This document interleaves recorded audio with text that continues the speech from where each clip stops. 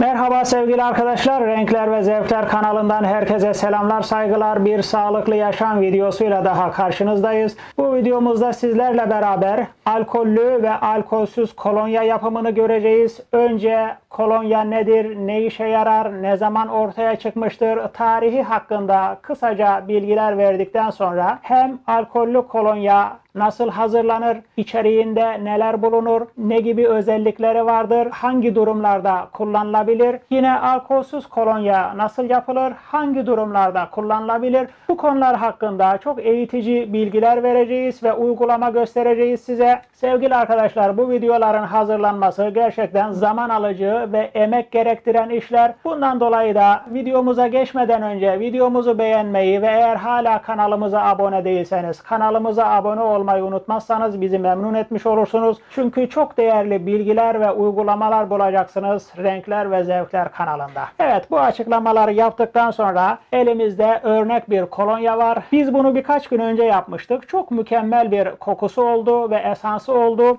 Kendi kolonyamızı kendimiz ürettik ve bu güzel uygulamayı sizlere de göstermek, sizlere de anlatmak amacıyla kamera karşısına geçtik. Önce kolonya ve kolonyanın tarihi hakkında kısaca bilgi verelim. Kolonya 14. yüzyılda Macaristan Prensesi Elizabeth'e bir keşiş tarafından sunulan bir koku olduğu çeşitli kaynaklarda anlatılmaktadır. Daha sonra bu kokunun formülü değişik keşişler ve rahipler tarafından öğrenilmiş. Avrupa'nın değişik manastırlarında bu koku Aqua Regina adı ile anılır ve bilinir hale gelmişti. 17. yüzyılda İtalya'nın Floransa kentine bir gezi düzenleyen, kendisi de aslen İtalyan olan, Almanya'nın Köln şehrinde yaşamakta olan bir seyyar satıcı, bir koku uzmanı, ismi Giovanni Paolo Feminis. Bu kişi Floransa'nın Santa Maria Manastırı'ndaki rahiplerden, rahibelerden bu kolonyanın formülünü almış ve Köln'e getirmiştir. Tabii bu kolonyanın formülünü biraz daha kendisi geliştirerek içerisine değişik aromalar katarak insanların kullanımına sunmuştur. Bu dönemde Avrupa'da kokular çok pahalı olduğundan dolayı böylesine ucuz ve kolaylıkla elde edilebilen bir koku insanların dikkatini çekmiş ve hızlı bir şekilde insanlar arasında kolonya yayılmaya başlamış. Tabii ki kolonya diyoruz ama o dönemki ismi kolonya değil. O dönemdeki adı hayranlık verici su, hoş kokulu lavanta suyu ve Köln suyu gibi değişik isimleri varmış arkadaşlar. Dikkat edin, kolonyanın adı Köln suyundan geliyor. Köln suyu ilk önce insanlar tarafından antiseptik özelliği ile tıbbi amaçlı tedavilerde kullanılmıştır. Ne demek antiseptik özelliği? Canlı organizmalar üzerinde, işte insanda, hayvanda veya bitkide bakteri, mikrop ve mantar gibi tek hücreli zararlı canlıların yok edilmesinde kullanılabilen bütün ürünlere antiseptik adı verilir. İşte en eski ve en doğal antiseptik de kolonyadır. Köln suyudur. Köln suyu ilk defa 1709 tarihinde Almanya'da ortaya çıkmış, 18. yüzyılda bütün Avrupa'ya yayılmış. Peki Osmanlı Devleti'ne ne zaman gelmiş? 2. Abdülhamit döneminde 19. yüzyılın sonlarına doğru Türkler ilk defa kolonya ile tanışmışlardır. Osmanlı Devleti'nde ilk defa kolonyayı Ahmet Faruki isimli bir girişimci üretmiş ve adına da Eau de Cologne adı verilmiştir. Tabii halkın bunu söylemesi biraz zor olduğu için halk bu ürüne Eau de Cologne adını vermiş. Daha sonra da Ahmet Faruki bu ürüne kolonya adını vermiştir. İşte bizim kolonya olarak adını bildiğimiz bu ürün uzun yıllardan beri Avrupa'da ve Türkler tarafından da kullanıla gelmekte. Türk kültürüne girer girmez hemen misafir ağırlamanın önemli bir ritüeli haline gelmiş. Dışarıdan gelen misafirlere gelir gelmez hemen bir kolonya ikram edilmiş. Aslında kolonyanın bu antiseptik özelliği dolayısıyla insanın elinde olabilecek herhangi bir bakteri, mikrobun kırılması amacıyla kullanılmış, hem de hoş kokusu ile insana bir ferahlık ve serinleme hissi vermiştir. Peki kolonyanın içeriğinde ne vardır? Kolonyanın içerisinde etil alkol, saf su veya normal su ve çeşitli esanslar bulunur. Bu esansları siz kendiniz istediğiniz gibi dizayn edebilirsiniz. Genelde kolonyalar limon kolonyası şeklinde hazırlanır ama siz herhangi bir sevdiğiniz başka bir koku ile de kolonya yapabilirsiniz. Bu tamamen sizin tercihinizle alakalıdır. Peki kolonyayı sürdüğümüz zaman hemen bir kolonya sürelim.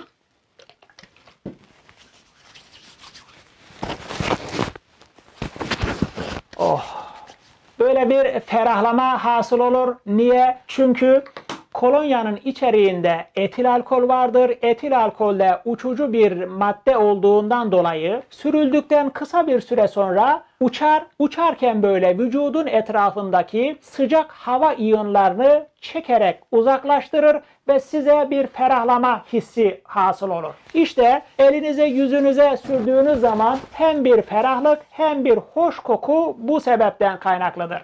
Kolonya alkollü olur ama son dönemlerde alkolsüz kolonyalar da üretilmiştir. Bu videomuzda hem alkollü hem de alkolsüz kolonyanın yapılışını sizlere göstereceğiz. Sevgili arkadaşlar, geçmiş dönemlerde salgın hastalıklar, veba, verem, sıtma, difteri, dizanteri gibi hastalıklar varmış.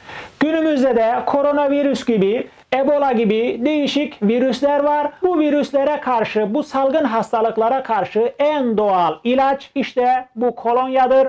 Vücudumuzun en çok kirlenen yeri eldir arkadaşlar. Bu elimizi sık sık kolonya ile dezenfekte edersek mikroplar, bakteriler bizden uzak olur ve bu salgın hastalıklara, virüslere karşı kendimizi doğal yolla korumuş oluruz. Evet, bu kadar açıklama yeter. Haydi bakalım şimdi uygulamaya geçelim. Bu önceden yapmış olduğumuz kolonyanın aynısını sizlerle beraber yapacağız. Şöyle kavanozlarımızı karıştırmak için getirelim önümüze.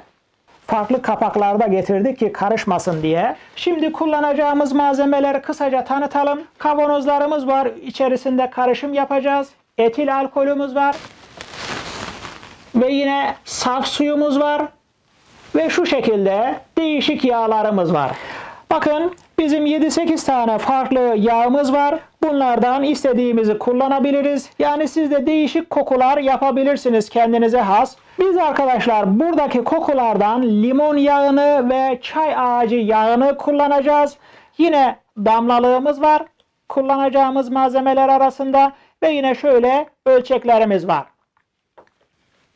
Ve alkolsüz kolonya için beyaz sirkemiz var. Şimdi bunları nereden bulacağız arkadaşlar? Beyaz sirkeyi marketlerden rahatlıkla bulabilirsiniz. Saf suyu eczanelerden bulabilirsiniz ama eczanelerdeki saf su oldukça pahalı. Lastikçilerden bulabilirsiniz.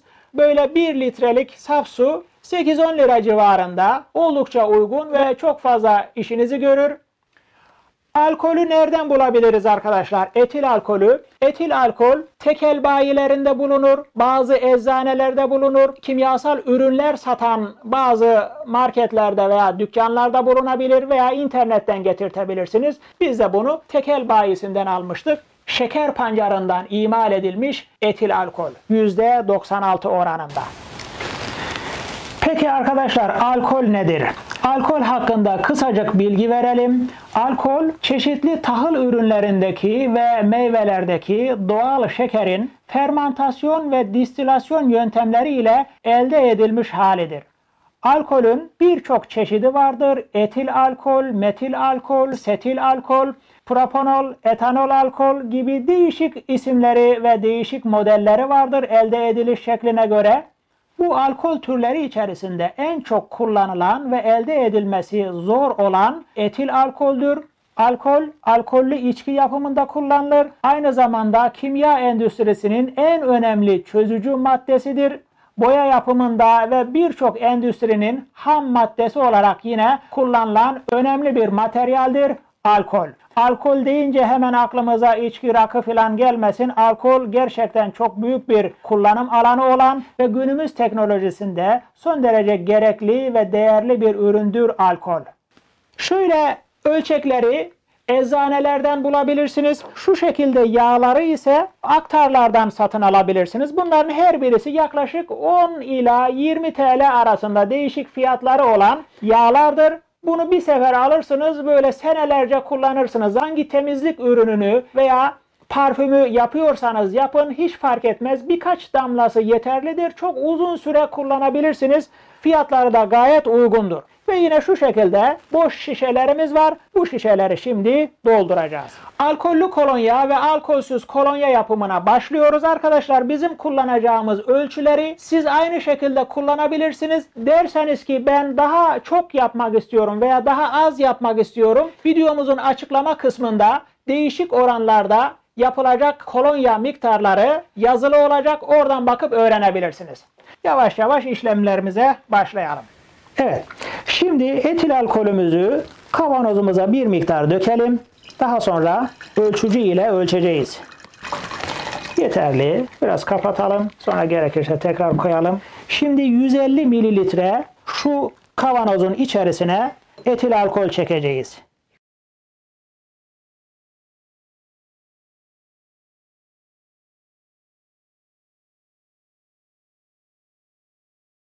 ...150 mililitre alkol döktük karışım kavanozumuzun içerisine. 150 mililitreye 20 mililitre saf su karıştıracağız. Önce şu kavanozumuza bir miktar saf su dökelim.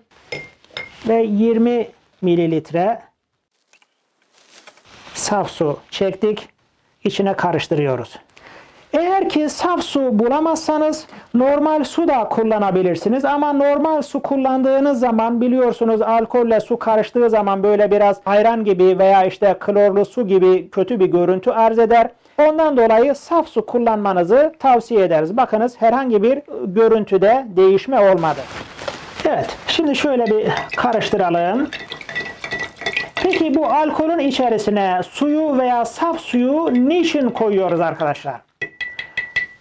Etil alkolün alkol derecesi %96'dır. %96 derecelik bir alkolü elinize yüzünüze sürdüğünüz zaman elinizi ve yüzünüzü tahriş eder. Bunu su veya saf su ile hafif inceltmemiz gerekir ki yani %80 oranına inceltmemiz gerekir ki alkol vücudumuza zarar vermesin, fayda sağlasın. Onun için böyle bir inceltme yaparız. Kolonyaların üzerinde yazılı olan %80, %70 oranları da bu alkolün inceltilmiş oranlarıdır. Biz %80'lik bir kolonya yapıyoruz.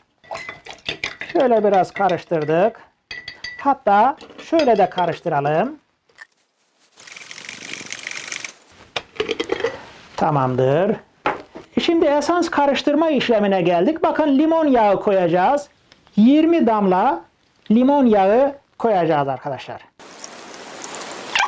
Bu kadar limon yağı çektik damlalığa. Bu arada bu damlalığı da eczaneden rahatlıkla bulabilirsiniz. 5-6 lira civarında bir fiyatı vardır. Şimdi getiriyoruz kolonyamızın üzerine sayalım. 1, 2, 3, 4, 5, 6, 7, 8, 9, 10, 11, 12, 13, 14, 15, 16, 17, 18, 19 ve 20. Bir de çay ağacı yağı. Çay ağacı yağının çok fazla bir esansiyel kokusu yoktur ama şöyle bir özelliği vardır. Çok kuvvetli bir bakteri ve mikrop öldürücüdür. Onun için özellikle kuvvetli dezenfektanların içerisinde çay ağacı yağı mutlaka bulunur. Size de şiddetle tavsiye ediyoruz. Özellikle son dönemlerde yapacağımız bu dezenfektanlarda veya kolonyalarda çay ağacı yağı mutlaka bulunsun. Bundan da yine 20 damla alıp karıştıracağız. 1, 2, 3, 4, 5, 6, 7, 8, 9, 10, 11, 12, 13, 14, 15, 16, 17, 18, 19, 20.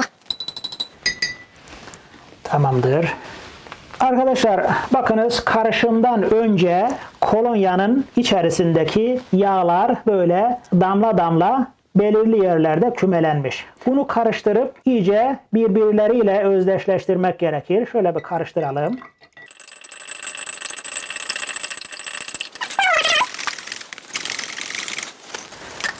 Arkadaşlar kolonyamız hazır. Şimdi süzme işlemine geçeceğiz. Süzme işlemi biraz riskli bir işlem olduğundan dolayı elimize değmesin diye şöyle bir eldiven takalım. Şöyle bir kağıt havluyu 2 kat yapıyoruz. Şöyle bir hunimiz var ve boş bir kolonya şişesi. Kolonya şişesinin üzerine hunimizi yerleştirelim. Hunimize şöyle bir kağıt havlu süzek görevi görsün diye yerleştirdik ve yavaş yavaş hunimize döküyoruz.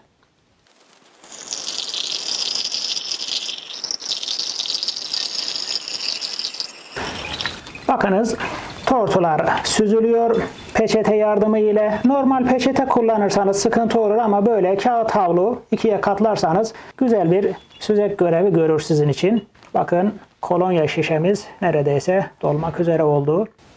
200 mililitreye yakın bir kolonyamız oluştu. Evet. Tamamdır. Kapağını da kapattık. İşte buyurun size Eyüp Sabri Tuncer kolonyası. Siz de kendiniz Eyüp Sabri Tuncer'e rakip olabilirsiniz. Kendi kolonyanızı kendiniz imal edin. Niye? Çünkü arkadaşlar son dönemlerde kolonyaya rağbet artınca özellikle art niyetli kişiler ucuz alkoller kullanarak etil alkol, alkoller içerisinde en elde edilmesi zor ve pahalı olanıdır. Temizlik sektöründe çok kullanılan metil alkol gibi insan vücuduna zararlı alkollerden kolonya imal ediyorlar ve piyasaya sürüyorlar. Biz de marketlerden satın aldığımız veya işte seyyar satıcılardan değişik yerlerden satın aldığımız kolonyanın içerisinde ne olduğunu açıkçası bilemiyoruz yani. Ama bakınız içinde ne olduğunu çok iyi biliyoruz. Etil alkol, saf su ve kendi istediğimiz bir esansı karıştırarak kolonya imal ettik ve gönül rahatlığıyla kullanabiliriz. Size de tavsiye ederiz. Bakın bu ürünleri temin etmek son derece kolaydır ve oldukça ekonomik bir kolonya imal ettik. Ben dün markete gitmiştim. Bu şekilde bir kolonyayı 25-30 liraya satıyorlardı. Siz bu şekilde 6 lira ile 10 lira arasında değişen bir fiyata kendi kolonyanızı kendiniz imal edebilirsiniz ve istediğiniz kadar üretebilirsiniz. İşte size alkollü kolonya. Şöyle kendi yapmış olduğumuz kolonyayı bir kullanalım. Oh be. Harika. Gerçekten mükemmel bir kokusu var. Hem esansı hem de böyle alkol oranı tam uyumlu olmuş. Böyle sürdüğünüz zaman muhteşem bir ferahlama ve güzel bir koku. Başka bir parfüme gerek yok arkadaşlar. Böyle 100 liralarca para verip parfüm almaya gerek yok. Kendi parfümünüzü kendiniz yapabilirsiniz. Muhteşem bir kokusu var. Evet, alkollü kolonyamızı yaptık. Şimdi kenara koyuyoruz. Sırada alkolsüz kolonyamız var. Alkolsüz kolonyada beyaz sirkeden yapılır. Başka işte üzüm sirkesinden, elma sirkesinden de yapılabilir ama çok fazla güzel gözükmez. Onun için alkol yerine beyaz sirke kullanmakta fayda var. Yine şöyle bir kavanozun içerisine bir miktar dökelim beyaz sirkemizi. Beyaz sirkemizden 60 mililitre ölçeğimize çekiyoruz. Hatta biraz da fazla oldu. Yine saf suyumuz biraz vardı. Biraz daha dolduralım. Arkadaşlar alkolsüz kolonyada, sirke ile yapılan kolonyada ne kadar sirke kullanırsanız o kadar da saf su kullanmak gerekir. Biz 60 mililitre sirke kullanmıştık. 60 mililitrede saf su kullandık. Bakın alkolsüz kolonyamızı da kekik yağı ve lavanta yağı ile yapalım. Çok güzel bir koku kombinasyonu olur. Hemen şimdi uygulama yapalım. Yine aynı şekilde 20 damla damlalığımıza çekelim. 1, 2, 3, 4, 5, 6, 7, 8, 9, 10, 12, 13, 14, 15, 16, 17, 18, 19, 20. Ve yine lavantadan aynı şekilde 20 damla çektik. 4, 5, 6, 7, 8, 9, 10, 11, 12, 13, 14, 15, 16, 17, 18, 19, 20. Kapağını kapatıp şöyle biraz çalkalayalım.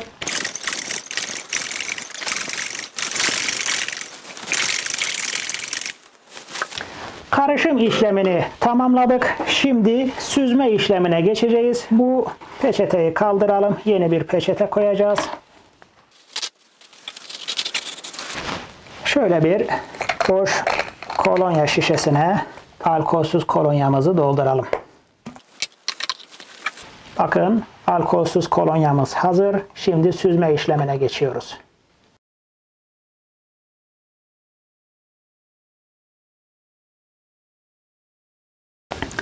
Evet, tam şişemiz doldu. Ölçümüz doğruymuş demek ki.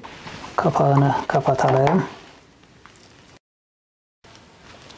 Tabii ki alkolsüz kolonya, alkollü kolonya kadar güzel olmaz, etkileyici olmaz. Çünkü o alkolün uçucu özelliği bu alkolsüz kolonyada olmadığından dolayı o insana vermiş olduğu ferahlama ve rahatlama hissini vermez. Aynı antiseptik özelliğini taşır, mikropları, bakterileri öldürme özelliği taşır ama kolonya kadar etkileyici olmaz. Onu da söyleyelim. Tercih meselesidir. Benim bazı hassasiyetlerim var, kullanamam veya işte alkol bana zarar veriyor vücuduma derseniz bu da bir tercih meselesidir. Alkolsüz kolonya da kullanabilirsiniz.